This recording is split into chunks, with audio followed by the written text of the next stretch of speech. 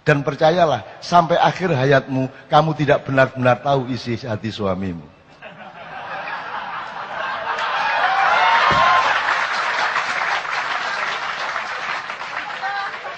Wes ta aja adik percaya karo sapa-sapa kejaba karo Gusti Allah.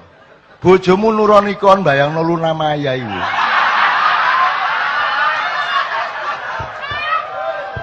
Jadi sudahlah, jadi kamu jangan tuntut suamimu kayak apapun dan jangan tuntut dirimu kayak apapun. Penuhilah dirimu dengan pekerjaan-pekerjaan dan perbuatan baik yang Allah perintahkan. Jadi dirimu adalah perbuatan baikmu itu, bukan nadianya, bukan yang kamu sangka dirimu itu. Jadi orang yang masih sedih, orang yang masih pesimis, orang yang masih tidak punya semangat adalah orang yang salah sangka terhadap dirinya sendiri. Dan karena dia salah sangka kepada dirinya sendiri, maka dia juga salah sangka kepada dunia, dia salah sangka kepada apa saja, apalagi kepada Allah Subhanahu wa taala. Dia pasti salah sangka.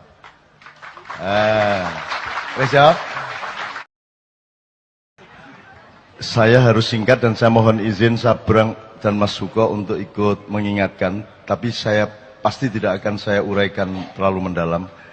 Jadi sehubungan dengan anak kita yang mengatakan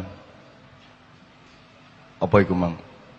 Kenapa saya yang dipilih gitu ya? Kenapa saya dengan semua pertanyaan eksistensial dia tadi? Itu saya rentang luas seperti ini. Sabrang mengatakan beda antara identitas dengan personalitas. Ya, kalau personalitas itu adalah kondisi alamiah Anda, identitas adalah yang Anda bangun secara budaya atau secara pemikiran yang terapannya bisa di politik, bisa di organisasi, bisa di apa saja. Saya ingin katakan sama Anda, ini Ma'iyah ini luar biasa, ilmunya tidak fakultatif, ilmunya sangat universal sehingga kita sampai ke tataran sampai marifat-marifat tadi dan itu semua relevan satu sama lain. Saya ingin katakan satu hal. Bahkan tidak ada personalitas dalam kehidupan manusia. Aslinya. Anda jangan berpikir bahwa Nabi Muhammad adalah Nabi Muhammad. Selama kamu masih menyangka Muhammad adalah punya personalitas di mana dia adalah anaknya Pak Abdullah dan Ibu Aminah, Anda salah sangka. Kalau Anda menyangka saya adalah Muhammad Ainun Najib, itu sumber penderitaan Anda di masa yang akan datang. Karena saya bukan Mbah Ainun Najib. Ya. Ini mungkin masih jadi pertanyaan Anda, tapi bisa. Lebono omonganku iku. Kok kon salah sangka kon? Aku dudu Ainun Najib. Ya. Muhammad bin Abdullah yang dikasih jatah 63 tahun itu pun cuma identitas sementara. Bukan personalitas. Itu identitas, dia harus dilahirkan secara fisik dan harus dari bapak ibu tertentu karena ada keperluan untuk mendatangkan Al-Quran bagi seluruh umat manusia di bumi. Jadi itu identitas yang sangat sederhana dan hanya dibatasi 63 tahun. Kalau Anda bertanya, siapa personalitas Muhammad? Oh, dia kalau mau dicari, katakanlah ada personalitasnya. Oh, dia lahir sebelum Jibril. Dia lahir sebelum Iblis, sebelum Kanzul Jannah, sebelum Al-Khoshi, sebelum As-Sajid, sebelum Ar-Roqi, sebelum yang paling khusyuk dalam kehidupannya, yaitu Iblis. Sebelum yang paling roke, orang yang paling menundukkan badannya kepada Allah, orang yang paling mensujudkan wajahnya kepada Allah, orang yang paling bisa dipercaya untuk menjadi penyebar kesejahteraan atau bendaharawan surga.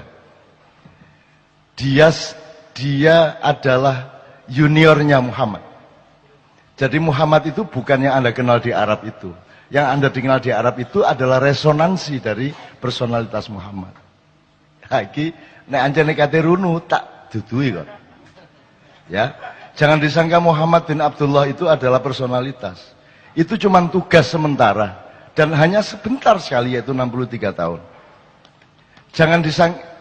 Jangan disangka bahwa dia sebuah diri. Dia hanya sebuah peran. Ya, Mas.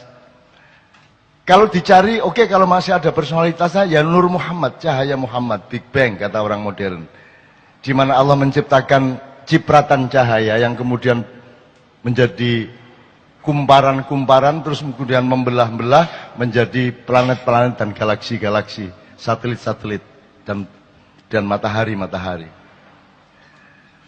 Jadi Muhammad itu lahir sebelum alam semesta. Muhammad itu lahir sebelum iblis, apalagi Jibril. Maka Jibril itu adalah juniornya Muhammad.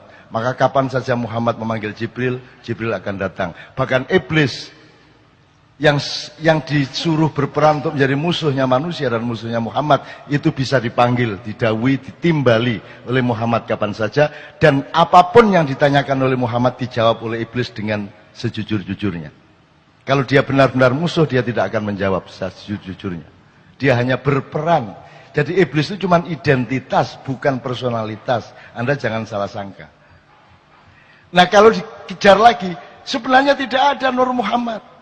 Itu bukan personalitas, tidak ada diri yang sejati kecuali Allah itu sendiri, subhanahu wa ta'ala. Yang lain bukan diri, yang lain hanya cipratan dari diri sejati.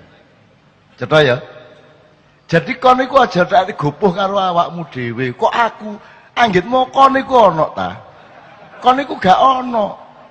Iku mek kun wis kon mari ono gak ono, mari ono gak ono, gak ono masalah. Jadi awakmu gak usah perhatian sama dirimu. Dirimu itu tidak penting. Dan saya hidup itu bekalnya adalah yakin bahwa aku tidak penting. Yakin bahwa bukan aku ini yang akan jadi pusat perhatianku. Di dalam diriku tidak ada aku. Di dalam diriku tidak ada Ainun Najib. Karena sudah penuh cinta. Dan cintaku tidak boleh aku tujukan kepada diriku sendiri yang sementara bernama Ainun Najib. Di dalam diriku tidak ada diriku. Gitu loh. Wah, ini nek diterusno kon tambah pecah ndasmu, utangnya akeh. Dikae puisi-puisi jam 3 esuk. Wes, nek disederhanakan gini. Di dalam diri Karwo ada apa? Seharusnya di dalam diri Karwo itu penuh urusan Jawa Timur, betul enggak? Selain itu tidak ada di dalam diri Karwo. Tapi Anda lihat semua pejabat, hampir semua pejabat, semua presiden, di dalam dirinya penuh dengan dirinya. Di dalam diri SBY itu banyak SBY. Bahkan di dalam diri SBY ada SBY yang lebih besar daripada SBY yang memuatnya. Betul enggak? Sehingga dididik bela diri. Karena perhatian utama dia adalah kepada dirinya yang dia sangka ada. Padahal SBY itu tidak ada. Kalau Anda ingin menjadi orang besar, kalau Anda ingin meraih kebesaran, Anda tidak bisa memanggul kebesaran dan tidak bisa menjadi kebesaran itu selain Anda bergabung dengan kebesaran yang sejati, yaitu Allah Al-Akbar.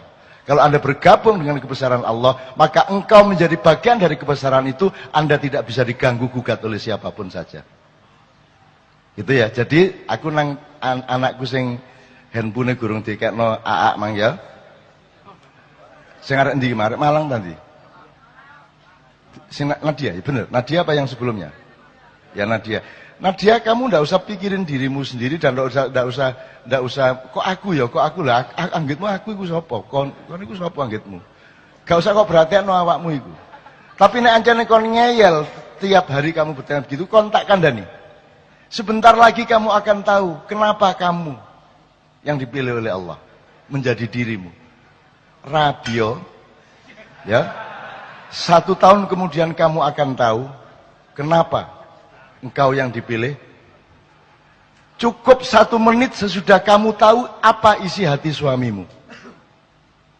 Nek kon wis ro isine atine suamimu, kon iso jawab pertanyaanmu iku mang. Dan percayalah, sampai akhir hayatmu, kamu tidak benar-benar tahu isi hati suamimu.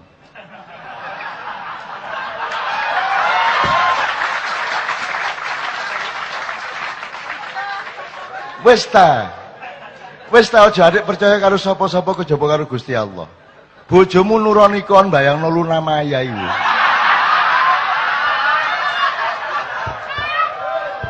Jadi sudahlah, jadi kamu jangan tuntut suamimu kayak apapun dan jangan tuntut dirimu kayak apapun. Penuhilah dirimu dengan pekerjaan-pekerjaan dan perbuatan baik yang Allah perintahkan. Jadi dirimu adalah perbuatan baikmu itu, bukan Nadianya, bukan yang kamu sangka dirimu itu. Jadi orang yang masih sedih, orang yang masih pesimis, orang yang masih tidak punya semangat adalah orang yang salah sangka terhadap dirinya sendiri. Dan karena dia salah sangka kepada dirinya sendiri, maka dia juga salah sangka kepada dunia, dia salah sangka kepada apa saja, apalagi kepada Allah Subhanahu wa taala. Dia pasti salah sangka. Wes ya. Cik iso diterusno iki, tapi cukup ya. Cukup. Jangan salah sangka kamu. Jadi dirimu itu enggak usah anu lah, enggak usah peduli lah. Aku gak peduli kok. Aku gak peduli karo awakku. Karena aku sepi karena kadang-kadang aku ingat aku ini seolah-olah aku, tapi kemudian lupa lagi karena aku harus ketemu dengan bang-bang wetan. Nanti pulang dari sini naik mobil, dolek rawon, rada eling meneh. Loh aku ndek endi rek? Ngono kan? Nah itu saya itu mengalami kesepian terus-menerus. Dan kesepian itu aku perlukan.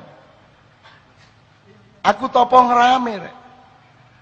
Kamu pikir kalau riuh rendah suara itu tidak sepi. Semakin riuh rendah semakin sepi. Kalau engkau berada di dalam dirimu yang sejati. Yang jauh di lubuk jiwamu itu. Mulane wong Jawa duwe topong rame. Gitu loh Rek ya. Nah, tapi iki wis cukup lah. Wis saiki berikutnya yang saya ingat aja. Syariat, Thariqat, hakikat, makrifat. Mas, setiap orang boleh berpendapat. Dan pendapat mengenai 4 hal ini bisa beribu-ribu. Dan tidak usah berdebat satu sama lain. Karena setiap orang boleh membangun identitasnya berdasarkan pemahamannya terhadap 4 ini.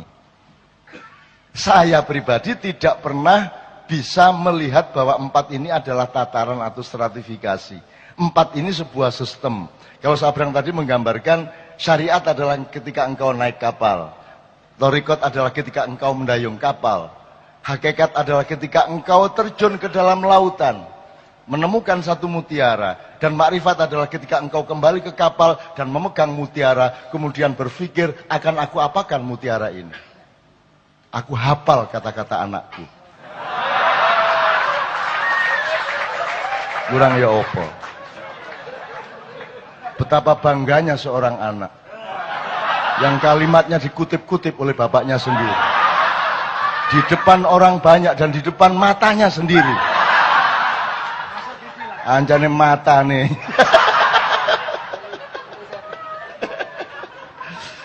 Iki duduk pilih setan nih kira. Iki temenan nih. Mas, kalau saya itu sebuah sistem mas, tidak ada tatarannya.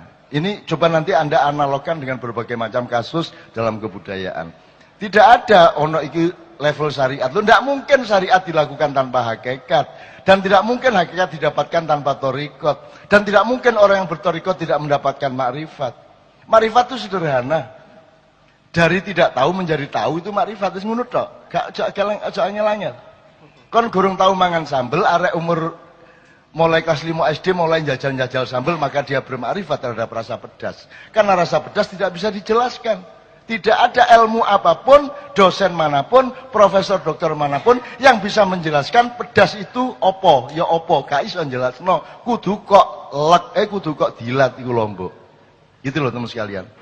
Ya napa Mas, sampean katin duwe anak bupati ta mbambung ae. Wis bapak mbambung ae wis. Iku sapa gawe teori ngono iku pian arek-arek iku wong Jawa akale karo-karo. Jadi mas itu satu sistem mas, menurut saya. Tapi kalau anda melihat itu tataran, tidak ada masalah. Tidak ada masalah, bisa juga benar. Bisa begitu caramu berilmu. Begitu, mungkin begitu, rute spiritualmu. Tidak ada masalah juga kalau itu tataran. Kalau saya melihat itu satu sistem, satu bangunan yang merupakan satu rangkaian dialektis. Setiap kali kita mengalami keempat-empatnya, gitu loh, sekaligus. Karena tidak mungkin anda berthariqat tanpa wujud dan mekanisme syar'i.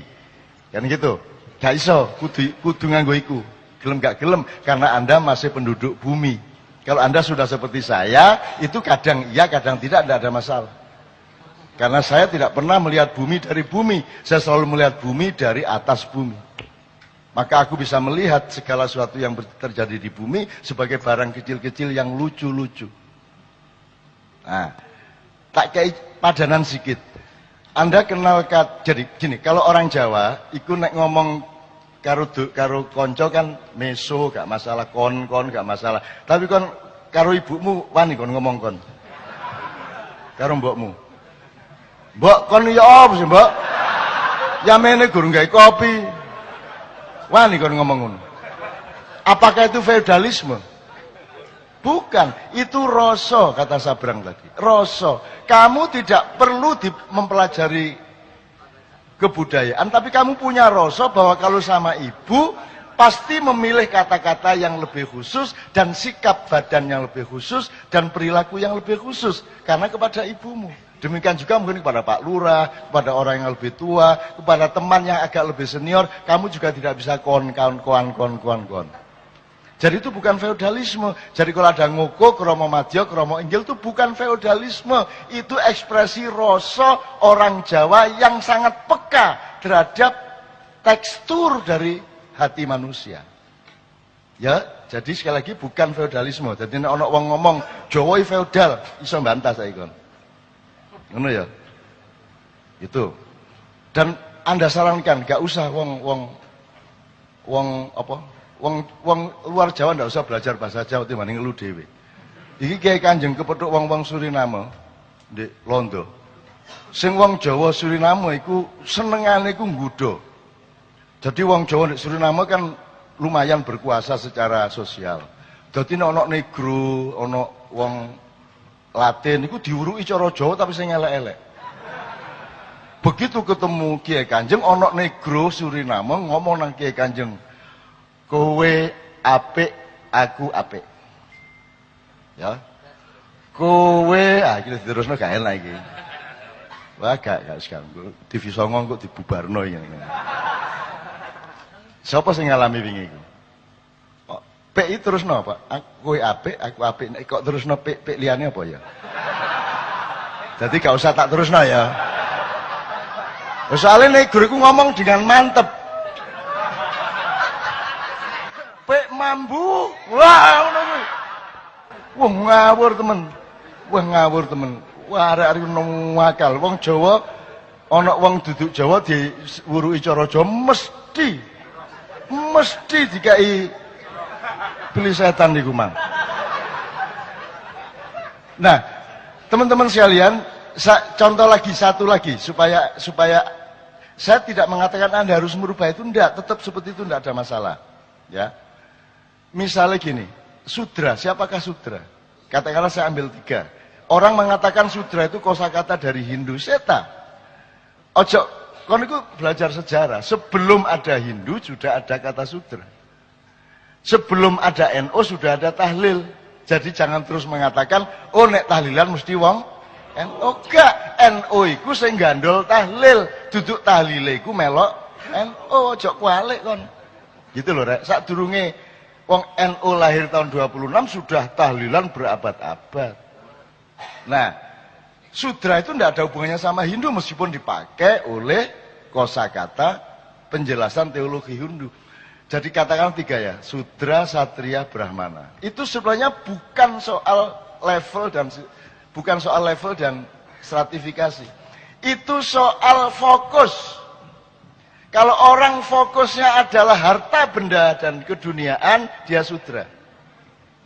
Dia boleh sholat rajin, boleh naik haji, boleh suka sodakoh, boleh infak, boleh apa, boleh bikin masjid. Tapi kalau niatnya adalah harta benda dan keduniaan, dia adalah sudra.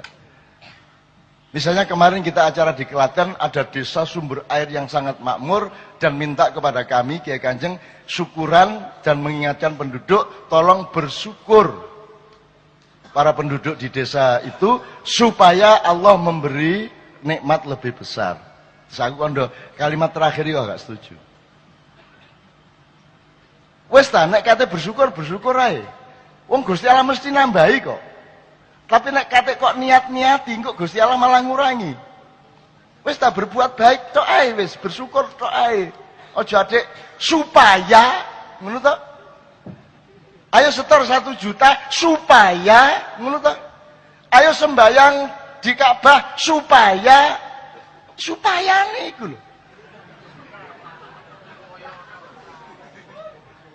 Ayo lunga kaji supaya ngono to. Lho kan iku tujuanmu duduk lunga kaji berarti. Kata setelah supaya iku mah. Lunga kaji me alat, padahal lunga kaji itu harus menjadi fokus. Karena disitulah engkau bertemu dengan sangat private dengan Allah Subhanahu wa taala. Soal supayane urusane Gusti Allah. Ayo rek umroh jake gak sida ditangkep KPK. Lah ngono sih. Jadi umroh hanya alat, itu namanya sudra. Jelas ya? Nah, kalau kesatria adalah orang yang fokus hidupnya adalah perjuangan sosial. Mengabdi kepada orang banyak. Kayak ombudsman itu adalah satria-satria. KPK, satria-satria. Pejabat-pejabat seharusnya mereka satria-satria. Tapi banyak pejabat yang sudra. Nah, Brahmana apa? Brahmana adalah orang yang fokusnya taat kepada Allah. Akibatnya karena dia taat kepada Allah, maka dia harus punya identitas satria. Dia harus melayani orang banyak. Karena tidak mungkin dia melayani Allah sendirian, terus tidak melayani orang banyak. Sehingga kalau Anda fokus kepada Allah, Anda menjadi Brahmana, ya, maka Anda otomatis akan menjadi satria. Dan otomatis Anda tidak perlu jadi sudra, tapi pasti mendapatkan kesejahteraan.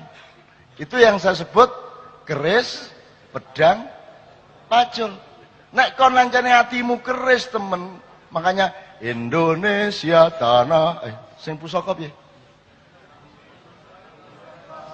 Pusaka abadi nan jaya. Sekarang coba Presiden sun jelaskan maksudnya Indonesia pusaka iku apa? Kon jelasno Presiden iso.